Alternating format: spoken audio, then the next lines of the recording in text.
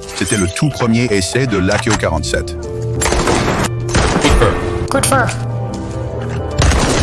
Le coup de feu retentissant alerta immédiatement les gardes.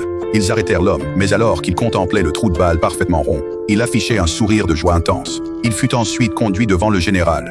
Ce général n'était autre que le père de la mitrailleuse. L'homme sortit l'arme qu'il avait lui-même conçue et démonta chaque pièce sous les yeux du public réuni. Le général inspecta minutieusement la structure de l'arme, fasciné par son design épuré. Le remontage complet prit à peine 5 secondes. Le général ordonna aussitôt à l'homme d'améliorer la stabilité du fusil et l'inscrivit au concours national des armes à feu. L'homme se rendit à l'usine et traça le schéma du fusil sur du papier. Bientôt, ses collègues se précipitèrent pour l'aider et grâce à leurs efforts conjoints, un fusil d'assaut amélioré vit le jour. Ils l'ont ensuite emmené dehors pour le tester.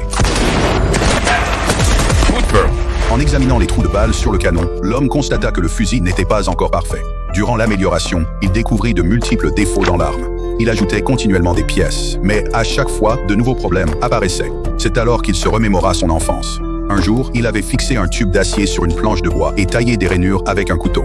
Il avait versé de la poudre dans le tube, ajouté des billes d'acier et comprimé le tout à l'aide d'une baguette en bois. Il comprit alors que seules les armes à structure simple résistaient aux pannes. Il se mit donc à simplifier chaque pièce et à les tester sans relâche. Très vite, une nouvelle arme vit le jour. Il la remit au général, après l'avoir testée. Coup de feu.